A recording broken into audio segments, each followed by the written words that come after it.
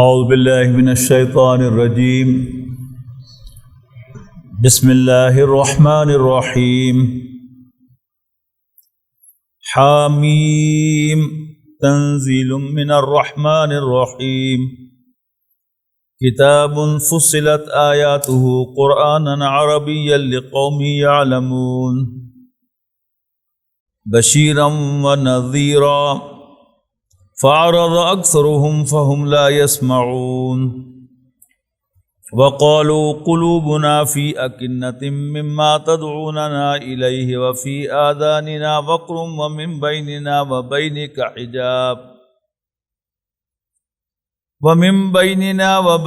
حجاب فاعمل إننا عاملون قل انما انا بشر مثلكم يوحى الي انما الهكم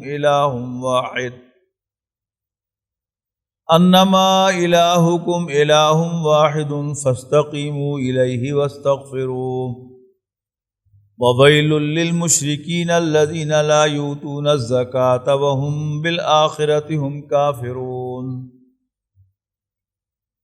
ان الذين آمنوا وعملوا الصالحات لهم اجر غیر ممنون۔ سورۃ زمر سے جو سلسلہ سورتوں کا شروع ہوا تھا، الدین الخالص، خالص دین، پیور ریلیجن، بندگی صرف اور صرف 100% اللہ کی، یہ مضمون چلا سورہ زمر سے۔ سورہ زمر میں سورہ مومن میں یہ ایکسپریشن بار بار آیا، مخلص اللہ الدین، مخلصین اللہ الدین، یعنی واحد میں مخلص اللہ الدین، دین کو اسی کے لیے خالص کرتے ہوئے، اور جمع میں مخلصین اللہ الدین، دین کو اسی کے لیے خالص کرتے ہوئے۔ سورۃ مومن میں پھر آ کر یہ انسان کا اللہ تعالیٰ کے ساتھ ذاتی تعلق کہ بس وہ صرف اسی سے مانگے، اسی سے دعا کرنا، اسی سے مانگنا۔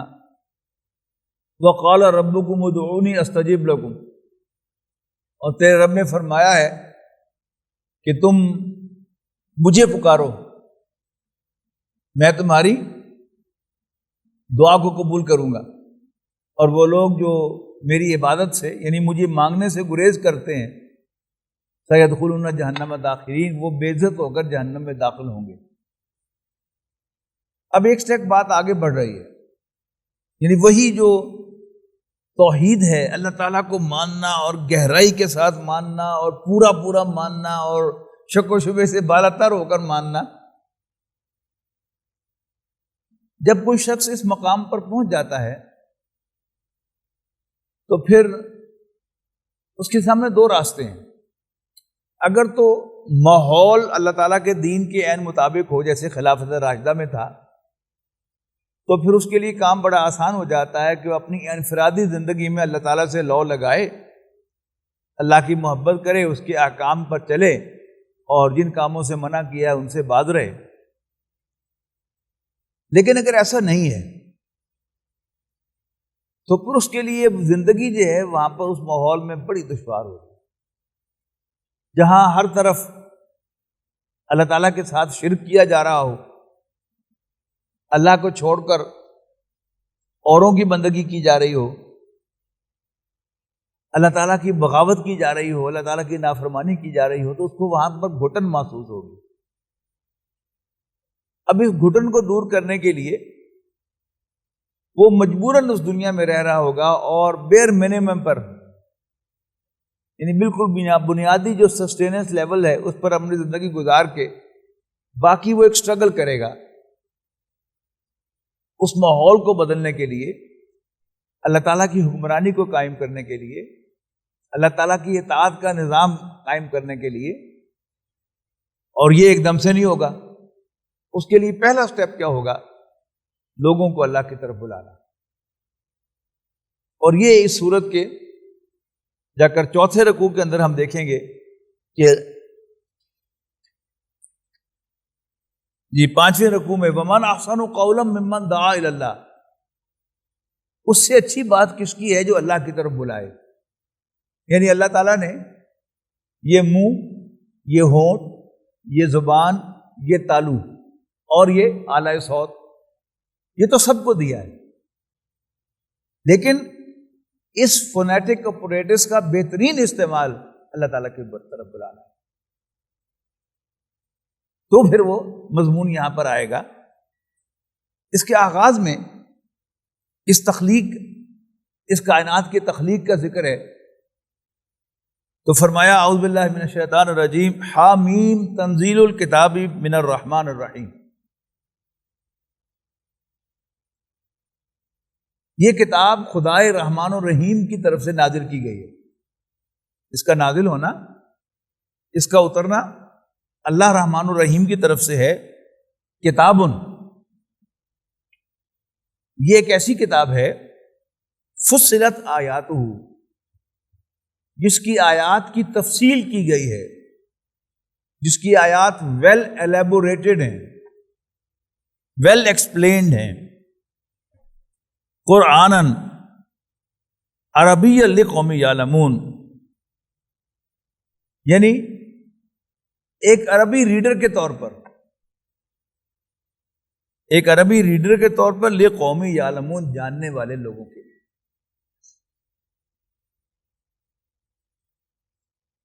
قرآن مجید کے اندر کیا کیا اعجاز کے پہلو ہیں، اس کی عربی زبان میں جو اس کو نازل کیا ہے۔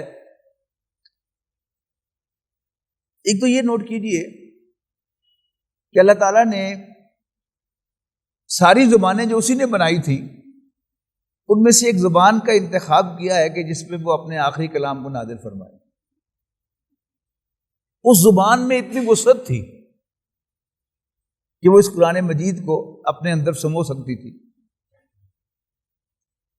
اور یہ کسی معجزے سے کم نہیں ہے کہ 1400-1500 سال سے جب سے قرآن مجید نازل کیا، یہ کتاب، یہ زبان زندہ ہے۔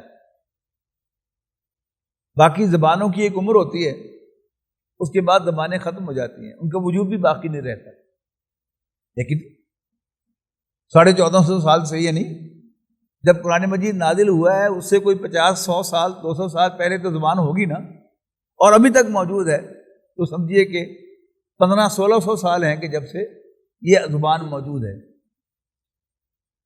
پھر اس کے اندر کیا کیا محاسن ہے، اس کا ہمیں کوئی اندازہ نہیں ہے۔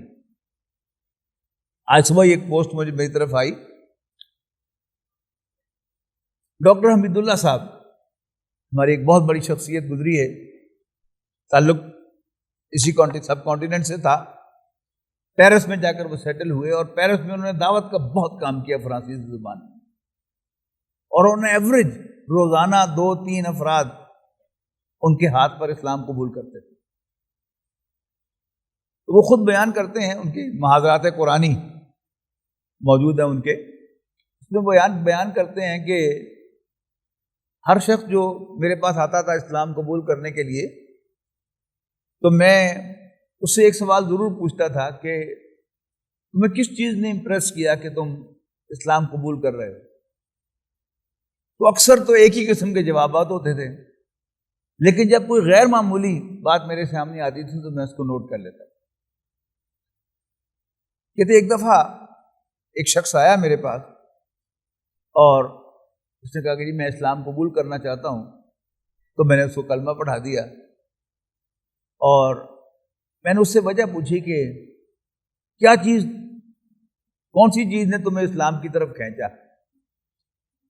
اس نے کہا کہ جی میں ایک بہت بڑا میوزیشین ہوں، میوزک کمپوزر ہوں، اور جو مشہور گانے ہیں فرانسیسی زبان میں ان کا کمپوزر میں ہوں، اور میرا بڑا اونچا نام ہے۔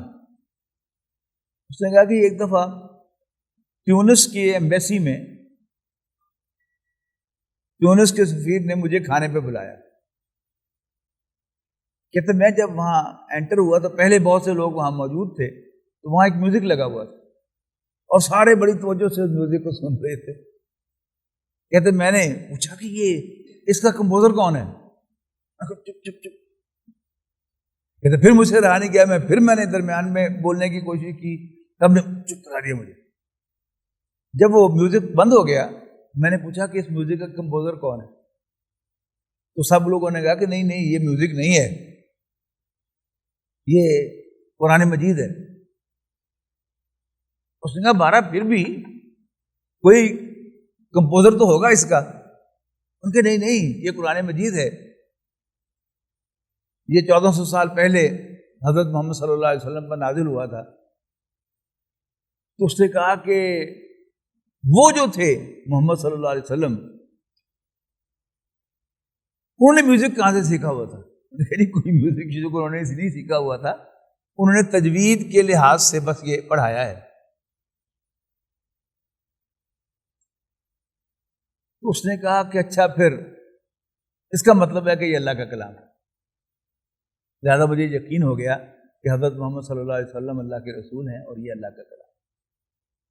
کہتے ہیں کہ ایک کسی باہر ملک کا عربی لڑکا فرانس میں پڑھنے کے لیے آیا ہوا تھا, تو میں نے اس کی ذمہ داری لگائی کہ تم اس کو دین سکھاؤ. کچھ عرصے کے بعد یہ دونوں پھر میرے پاس آ گئے. تو انہوں نے کہا کہ جی ہمارا ایک مسئلہ پیدا ہو گیا ہے. کہتے ہیں میں نے دل میں سوچا اللہ خیر کرے. انہوں نے کہا کہ جی ایک جگہ آ کر مجھے ٹھیک نہیں محسوس ہو رہا یہ قرآن. میں کانپ گیا, اب میں اس کو کیا جواب دوں گا. اس نے کہا کہ جی انہوں نے مجھے پڑھایا ہے, جو ساتھ وہ لڑکا جس کی ذمہ داری لگائی تھی جو انہیں قرآن پڑھا رہا تھا, انہوں نے بتایا ہے کہ ایک جگہ پر رکنا, لیکن میرے علم کے مطابق وہاں پر رکنا ٹھیک نہیں. آخری پارہ نکالیں سورۃ نصر, اذا جاء نصر اللہ والفتح, میں آپ کو بتاتا ہوں. انہوں نے کہا کہ جی یہ انہوں نے بتایا ہے کہ یہاں افواجن پر رکنا ہے, افواجہ, لیکن میرا جو میوزک کا علم ہے وہ یہ کہتا ہے کہ یہاں پر رکنا نہیں چاہیے, بلکہ یہاں پر غنہ کر کے فسبح بحمد ربک کا کہنا چاہیے. تو ڈاکٹر صاحب کہتے ہیں, ڈاکٹر حمید اللہ صاحب, کہ مجھے یاد آیا کہ مجھے اس پر جب میں بچپن میں پڑھ رہا تھا قرآن شریف تو مجھے اس پر سزا بھی ملی تھی کہ میں رکا تھا یہاں پر. تو استاد نے کہا تھا نہیں یہاں رکنا نہیں ہے, اور دیکھیے یہاں پر وہ لا لکھا ہوا ہے, اس کا مطلب ہے کہ یہاں پر آیت تو ختم ہوئی ہے لیکن وقف نہیں ہے. تو کہتے ہیں جی وہ جو میوزیشین تھا نو مسلم, کہتے ہیں وہ اس نے مجھے اٹھا لیا اپنے ہاتھوں میں اور باقاعدہ مجھے اٹھا کر ناچنے لگا, بھائی واہ بھائی واہ بھائی واہ بھائی واہ. تو قرآن مجید کے اعجاز کے کتنے پہلو ہیں ان کو گننا ممکن نہیں, اور کتنے ہیں جو ابھی ایکسپلور ہی نہیں ہوئے, لیکن وقت کے ساتھ ساتھ وہ ایکسپلور ہوں گے. تو یہاں دیکھیے گا کہ یہاں پر باقاعدہ جو قرات کے مطابق وہاں پر وقف نہیں ہے. اذا جاء نصر اللہ والفتح ورأیت الناس یدخلون فی دین اللہ افواجا فسبح بحمد ربک واستغفرہ. آگے چلیں. اب دیکھیں واستغفرہ, ہاں وہاں پر آیت ختم نہیں ہو رہی لیکن وقف آ رہا ہے, انہ کان توابا. تو کتنے پہلو ہیں قرآن مجید کے اعجاز کے, اس کے معجزے ہونے کے چھپے ہوئے, جو ابھی تک ایکسپلور نہیں ہوئے. کل کو کوئی اور آدمی کو اور پہلو جا کے نکالے گا کہ اس سے ثابت ہو رہا ہے کہ یہ اللہ کا کلام ہے. چلیں جی واپس. تو میں بتا رہا تھا آپ کو کہ تمام زبانوں میں سے اللہ تعالیٰ نے عربی زبان کا انتخاب کیا, اور عربی زبان کا ایک پہلو تو ہمارے سامنے ہے کہ یہ قرآن مجید کی زبان ہونے کی وجہ سے یہ زبان ختم نہیں ہوئی, اور یقین سے ہم کہہ سکتے ہیں کہ قیامت تک ختم نہیں ہوگی. اسی طرح پورے گلوب پر اللہ تعالیٰ نے ایک بستی کا انتخاب کیا جس کا نام ہے مکہ. اب جو جغرافیہ کے ماہرین ہیں وہ کیا ثابت کر رہے ہیں کہ زمین کا سینٹر آف گریوٹی جو ہے وہ مکہ مکرمہ ہے. سب سے پہلے چاند جو ہے وہاں پر نظر آتا ہے, اور پھر وہ پورا گھوم کر 22 گھنٹے کے بعد ہمارے پاس آتا ہے. تو سیم ڈے ہوتا ہے, لیکن اگر ہم یہ مانیں کہ مغرب سے دن شروع ہوتا ہے جیسا کہ اسلامی دن ہے, تو ہم مکہ مکرمہ سے 22 گھنٹے پیچھے ہیں, تو انگلش کیلنڈر کے اعتبار سے وہ اگلا دن ہوتا ہے, لیکن اسلامک کیلنڈر کے اعتبار سے وہ سیم دن ہوتا ہے. پھر ایک اور بات نوٹ کیجئے گا کہ تمام جو اقوام ہیں دنیا کی, ان میں سے اللہ تعالیٰ نے قریش کا انتخاب کیا ہے کہ ان میں آخری پیغمبر مبعوث فرمائے. اب وٹ از اسپیشل ان قریش, یعنی آپ کو مدینہ منورہ کے کمپیریزن سے معلوم ہوگا کہ مکے میں نفاق نہیں ہے، منافقت نہیں ہے. یعنی ابھی ایک لمحہ پہلے ایک شخص نبی اکرم صلی اللہ علیہ وسلم کو قتل کرنے کے لیے گھر سے نکلا تھا، حضرت عمر فاروق رضی اللہ تعالیٰ عنہ. لیکن ایک جگہ پر احساس ہوا کہ نہیں، یہ تو اللہ کا کلام ہے اور محمد اللہ کے رسول ہیں صلی اللہ علیہ وسلم. تو اسی لمحے وہ کنورٹ ہوا ہے اور اس کی ساری لائلٹی جو ہے وہ نبی اکرم صلی اللہ علیہ وسلم اور قرآن مجید کے ساتھ اور اللہ تعالیٰ کے ساتھ ہو گئی. آپ مدینہ منورہ میں جاتے ہیں، کتنا فاصلہ ہے، ایک ہی ملک کے اندر کوئی 250 میل کا شاید فاصلہ ہے، لیکن وہاں کیا ہے؟ وہاں نفاق ہے، منافقت ہے. مکہ مکرمہ میں منافقت، یعنی اتنے بے شمار پہلو ہیں. یعنی کسی بھی زاویے سے کوئی شخص اسلام کی طرف آئے گا تو اسی زاویے سے اس کو اسلام کی عظمت جو ہے وہ نظر آئے گی. وہ نہ مانے اپنے ڈھیٹ پن کی وجہ سے تو بات دوسری ہے، لیکن اللہ تعالیٰ جو ہے وہ کس کس راستے سے اپنی حقانیت اور اپنے دین کی حقانیت کو ثابت کرتا ہے، یہ بھی قرآن مجید کا ایک معجزہ ہے. تو فرمایا حامیم تنزیل من الرحمن الرحیم. حامیم یہ کتاب اللہ رحمان الرحیم کی طرف سے نازل ہوئی ہے. کتاب فصلت آیاتہ، ایک ایسی کتاب جس کی آیات کی تفصیل کی گئی ہے. قرآن عربین، اس کو ایک عربک ریڈر بنا کر، لی قومی یعلمون، جاننے والے لوگوں کے لیے. قرآن اس کے لفظی معنی ہے بار بار پڑھے جانے والا، ایک ریڈر. قرآن مجید میں لفظ قرآن غالباً 64 مرتبہ آیا ہے. اتنی فگر ایگزیکٹلی مجھے یاد نہیں ہے. سب سے زیادہ مرتبہ لفظ قرآن سورت بنی اسرائیل میں آیا ہے. نمبر 2 پر سورت فرقان میں آیا ہے، اور تیسرے نمبر پر یہ سورت ہے سورت حامیم السجدہ. اس میں لفظ قرآن 6 مرتبہ آیا ہے.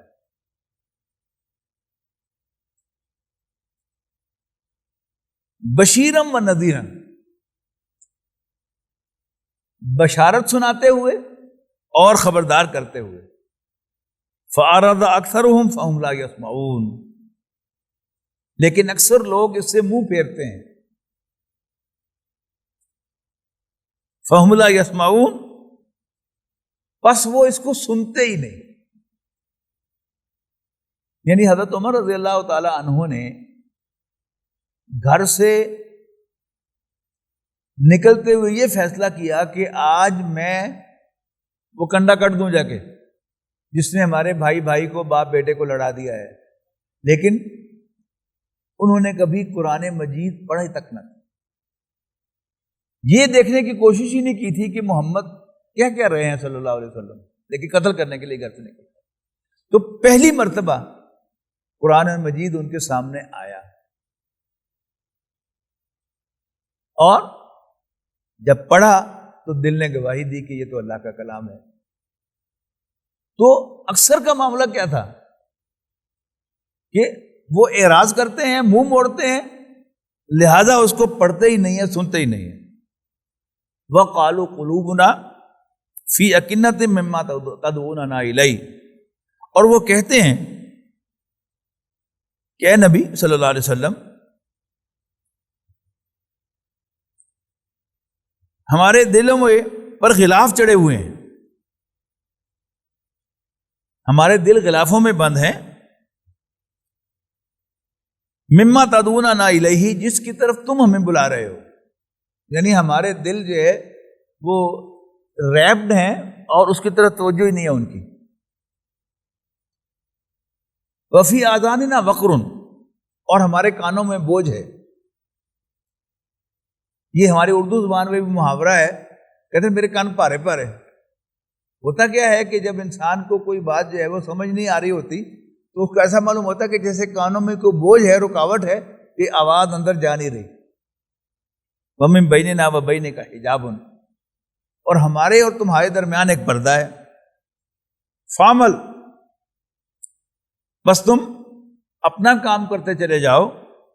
اِنَّنَا عَامِلُونَ، ہم اپنا کام کرتے رہتے. قُلْ، اب جواب ہے، قُلْ اِنَّمَا أَنَا بَشَرٌ مِثْلُكُمْ، اے نبی کہہ دو کہ ویسے تو میں تمہارے جیسا انسان ہوں،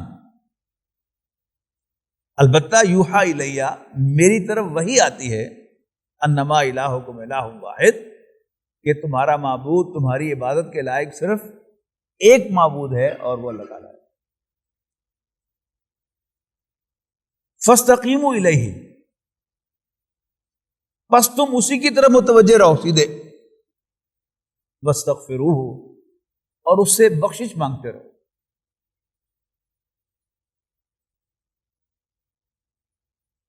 بخشش جو ہے وہ صرف گناہوں کی نہیں ہوتی، انبیاء گناہوں سے تو پاک ہوتے ہیں، لیکن خود انہیں یہ احساس ہوتا رہتا ہے کہ نہیں، حق ادا نہیں ہوا، حق ادا نہیں ہوا، ٹھیک سے نہیں ہوا، پورا نہیں ہوا، کوئی کمی رہ گئی۔ اب اس پر کیا ہے کہ تم اپنے اس احساس کو ختم کرنے کے لیے تم اللہ تعالیٰ سے بخشش مانگتے رہو۔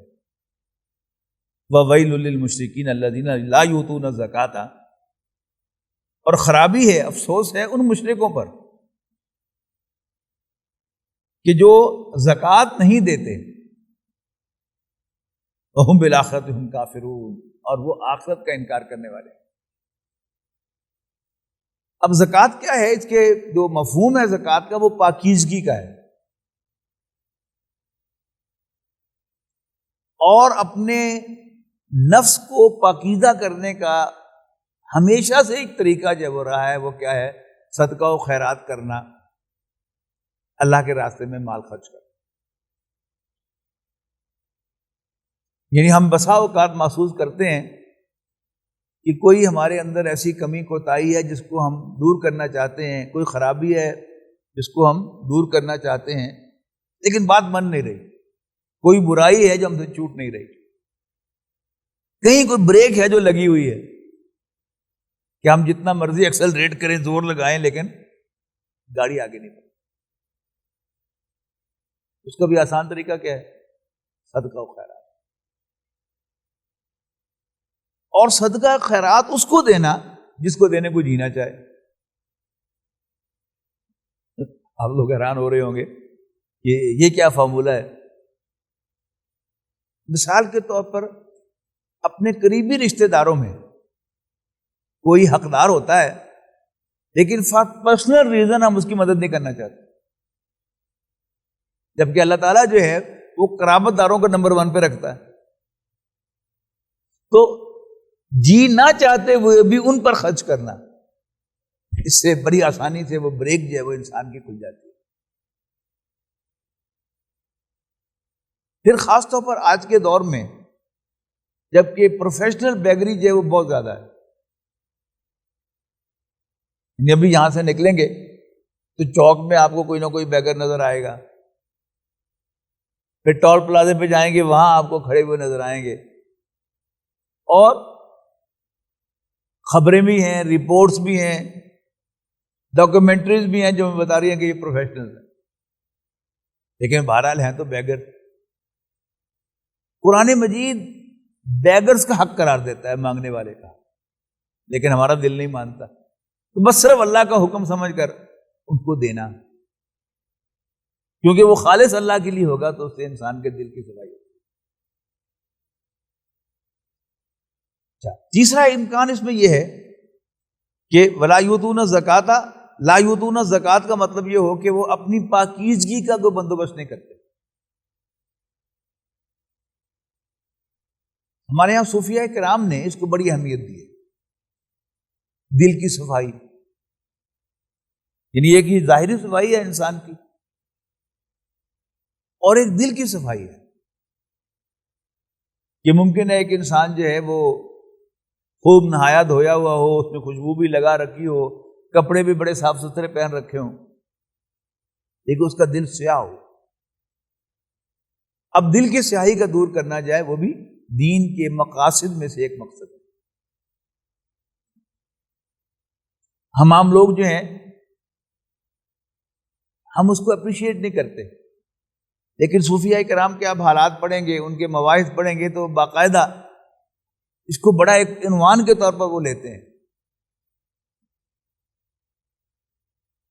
کہ ایک صوفی بزرگ ایک دریا میں سفر کر رہے تھے، بارش ہو رہی تھی، کشتی میں تھے بیٹھے ہوئے، تو ایسے ہی آگے آ کے یہ بارش تو ضائع ہی ہو رہی ہے. اب چونکہ اللہ تعالیٰ کے ساتھ خاص تعلق تھا تو اللہ تعالیٰ نے وہ سارے انوار جو ہے وہ روک دیے، اور دل میں جو اللہ تعالیٰ کے ساتھ تعلق تھا وہ ختم ہو گیا. یہ چونکہ ہم لوگوں نے وہ ایکسپیرینس نہیں کیا ہوا، وہ صاف دل اور اللہ تعالیٰ کے ساتھ تعلق ہوتا کیا ہے، لہذا اس میں کمی بیشی کا ہم کو پتہ ہی نہیں چلتا. لیکن جس کا وہ تعلق لائیو ہو اور وہ انوار کو انجوائے کرتا ہو، وہ فوراً محسوس کرتا ہے کہ اوہو کمی آ گئی. کنیکشن ٹوٹنا تو بہت دور کی بات ہے، تو کنیکشن ٹوٹ گیا، وہ پھر روئے پیٹے اللہ تعالیٰ سے معافیاں مانگی کہ اللہ معاف کر، گستاخی کر بیٹھا میں کہ تو بیکار کام نہیں کرتا. اور یہ ہماری عام زبان پہ رہتا ہے کہ بے وقت کی بارش. کس کو بتا رہے ہوتے ہیں کہ بے وقت کی بارش؟ اللہ تعالیٰ سے یعنی کیا پلاننگ ہے، اس سے کیا حاصل کرنا چاہتا ہے وہ جانے. لیکن نہ وہ بیکار کام کرتا ہے نہ بے وقت کام کرتا ہے، اس کا ہر کام صحیح بھی ہوتا ہے اور ٹائملی بھی ہوتا ہے. تو دل کی صفائی یہ ایک پورا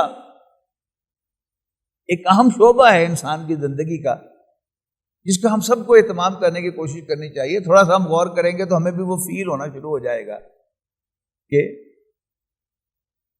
یعنی اس کو چھوٹے چھوٹے سٹیپس اگر آپ ذہن میں رکھیں کہ آپ 5 وقت باجماعت نماز پڑھتے ہیں،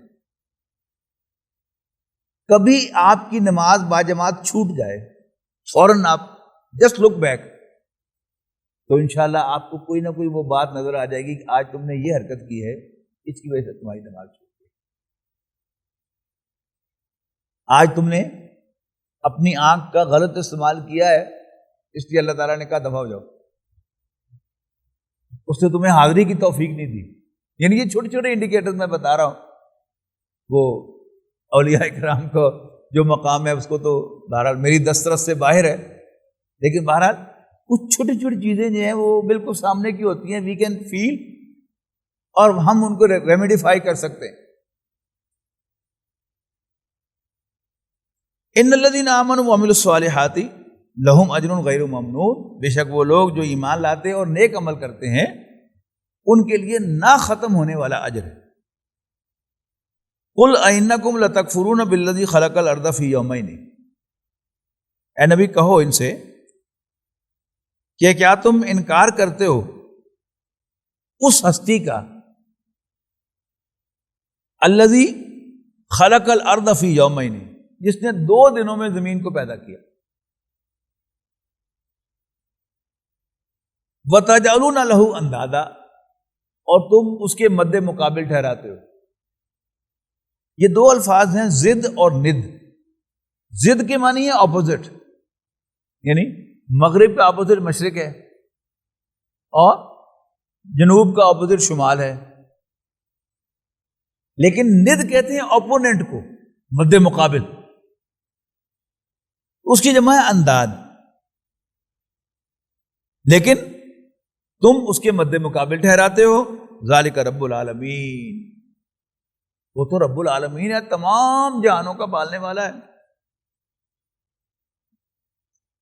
وجعل فیہا رواسیا، یعنی زمین بنائی اس نے 2 دن میں، اور اس نے اس میں پہاڑ رکھے،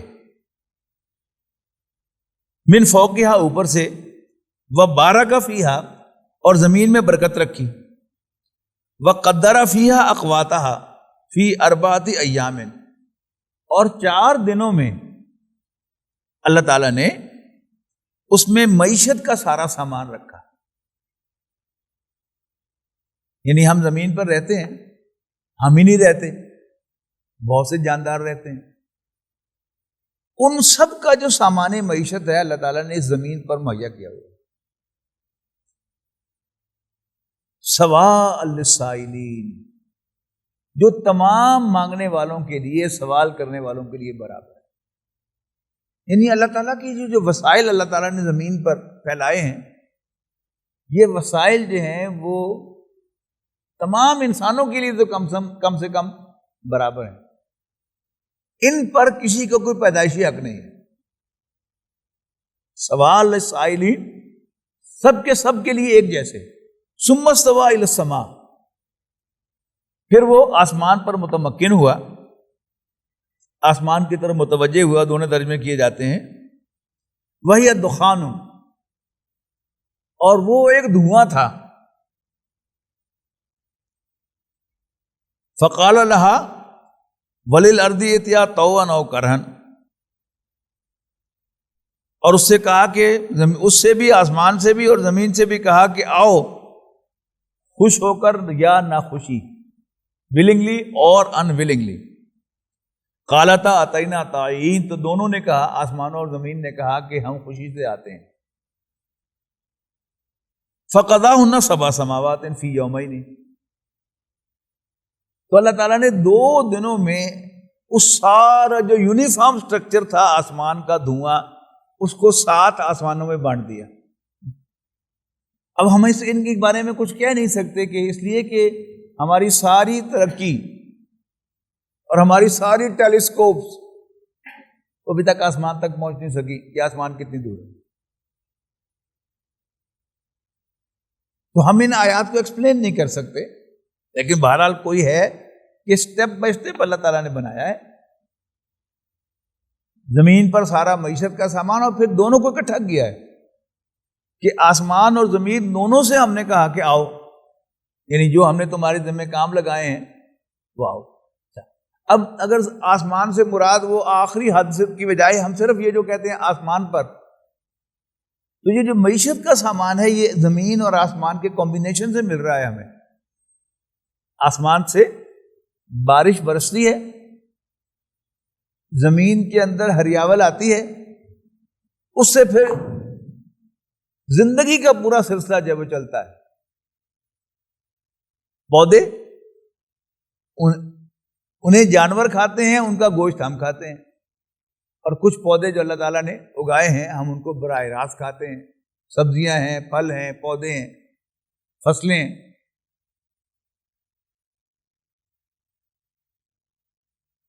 وَأَوْحَىٰ فِي كُلِّ سَمَاءٍ أَمْرَهَا، اور اللہ تعالیٰ نے ہر آسمان کو اس کا کام تفویض کر دیا. یعنی اس سے ایک بات تو یہ معلوم ہوتی ہے کہ جو ہماری سائنس کہہ رہی ہے نا کہ آسمان کوئی چیز نہیں ہے، یہ حد نظر ہے، ایسی بات نہیں. 7 گنائے ہیں، پھر ان کو کہا کہ ہر آسمان کے ذمے اللہ تعالیٰ نے کام لگا دیا.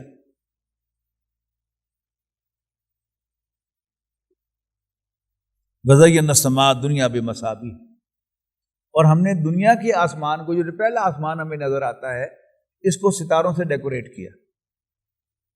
مصباح کہتے ہیں چراغ کو، چراغوں سے ڈیکوریٹ کیا، یعنی ستاروں سے ڈیکوریٹ کیا.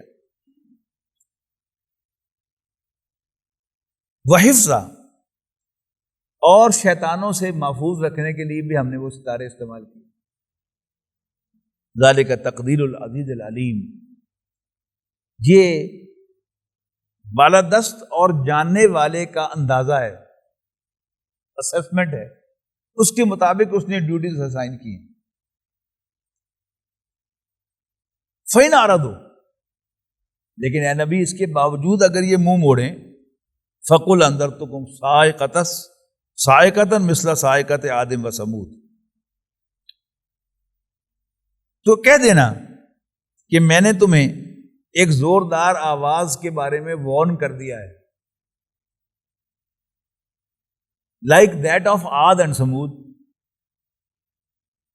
قوم عاد جس کی طرف حضرت ہود علیہ السلام بھیجے گئے، اور قوم سمود جس کی طرف حضرت صالح علیہ السلام بھیجے گئے. دونوں قومیں عذاب سے مبتلا ہوئیں، تو نبی اکرم صلی اللہ علیہ وسلم سے بھی کہا جا رہا ہے کہ میں نے تمہیں اس زوردار آواز سے جو عاد و سمود پر آئی تھی، اس طرح کی آواز کے بارے میں وارن کر دیا ہے. اس جاءتہم الرسل، جب ان کے پاس پیغمبر آئے تھے، من بین ایدیہم ومن خلفہم، ان کے سامنے سے اور ان کے پیچھے سے، اللہ تعبدوا الا اللہ، کہ اللہ کے سوا کسی کی عبادت نہ کرو. قالوا، لیکن وہ کہنے لگے، لو شاء ربنا لانزل ملائکۃ، اگر اللہ چاہتا تو ہم پر فرشتے نازل کر دیتا. فإنا بما ارسلتم به کافرون، لہذا جو کچھ تم دے کر بھیجے گئے ہو ہم اس کا انکار کرتے ہیں. یعنی وہ جو آیت نمبر 6 میں کہا گیا تھا نا کہ قل انما انا بشر مثلکم یوحی الی انما الہکم الہ واحد، تو اب عاد و سمود کا تذکرہ کیا جا رہا ہے. انہوں نے آبجیکشن کیا ریز کیا تھا کہ تم تو ہمارے جیسے انسان ہو، how can you guide us? اگر اللہ نے گائیڈ کرنا ہی ہوتا تو فرشتے بھیج دیتا.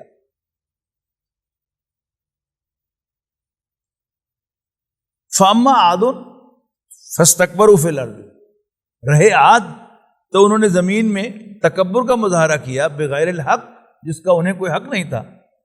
وقالوا، اور کہنے لگے من اشد منا قوتا، یہ قوم عاد جو تھے بڑے طویل القامت تکڑے لوگ تھے، اور کہتا ہمیں کون گرا سکتا ہے. اولم یروا، didn't they see ان اللہ الذی خلقهم، کہ بے شک اللہ ہی نے تو انہیں پیدا کیا تھا. وہ اشد منہم قوتا، وہ ان سے زیادہ طاقت والا ہے. وکانوا بآیاتنا یجحدون، اور وہ ہماری آیات کا انکار کرتے تھے. فرسلنا علیہم ریحا صرصرا، تو ہم نے ان پر مسلسل ہوا بھیجی زوردار. فی ایام نحسات، منحوس دنوں میں، ان پروڈکٹیو دنوں میں. لنذیقہم عذاب الخزی فی الحیات الدنیا، تاکہ ہم انہیں دنیاوی زندگی میں بھی ایک ہیومیلیٹنگ عذاب کا مزہ چکھائیں. خزیون کہتے ہیں ہیومیلیشن کو، عذاب الخزی ہیومیلیٹنگ پنشمنٹ، توہین آمیز عذاب، ذلیل کرنے والا. وَلَعَذَابُ الْآخِرَةِ أَخْزَىٰ، اور آخرت کا عذاب تو اور زیادہ ہیومیلیٹنگ ہے، رسوا کن ہے. وَهُمْ لَا يُنصَرُونَ، اور انہیں کہیں سے مدد بھی نہیں ملے گی. وَأَمَّا ثَمُودُ، جہاں تک سمود کا تعلق ہے، فَهَدَيْنَاهُمْ، تو ہم نے انہیں بھی راستہ دکھایا، یعنی حضرت صالح علیہ السلام کو بھیجا.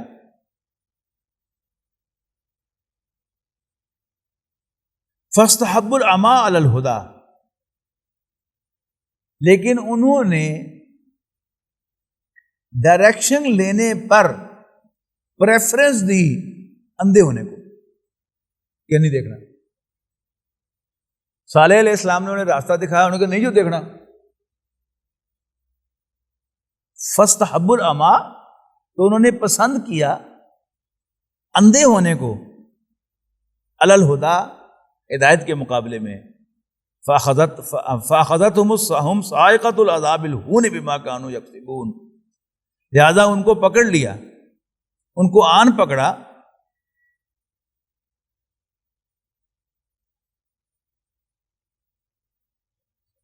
اعمال کی سزا میں ایک کڑک نے، وہی دھماکہ، زوردار آواز. اب یہ زوردار آواز کیا تھی؟ بعض لوگوں نے تو اس کا ترجمہ بلاسٹ کر دیا انگریزی ٹرانسلیشن میں، لیکن پرانے جو تراجم ہیں ان میں چیخ ترجمہ کیا جاتا ہے. اب وہ اصل میں کیا تھا اللہ ہی جانتا ہے، لیکن یہ چیخ جو ہے اس کو بھی آپ نوٹ کریں کہ یہ لاؤڈ سپیکر جو ہوتا ہے نا، کئی دفعہ سجدے میں جاتے ہیں تو وہ زمین کے ساتھ قریب ہونے کی وجہ سے وہ چیخ دینا شروع کر دیتا ہے. کتنی دیر کا سجدہ ہوتا ہے؟ ہارڈلی 3-4 سیکنڈ کا سجدہ ہوتا ہے، لیکن وہ 3-4 سیکنڈ کتنا لمبا ہو جائے گا؟ 6 سیکنڈ کا ہو جائے گا. وہ 5-6 سیکنڈ جو ہیں وہ انسان پر محال ہو جاتے ہیں. اور اگر وہی چیخ جو ہے وہ گھنٹوں پر محیط ہو جائے، کیا کوئی زندہ بچ سکتا؟ تو کیا فرمایا؟ فَأَخَذَتْهُمْ صَاعِقَةُ الْعَذَابِ الْهُونِ، تو انہیں پکڑ لیا، آن پکڑا آ کر ایک زوردار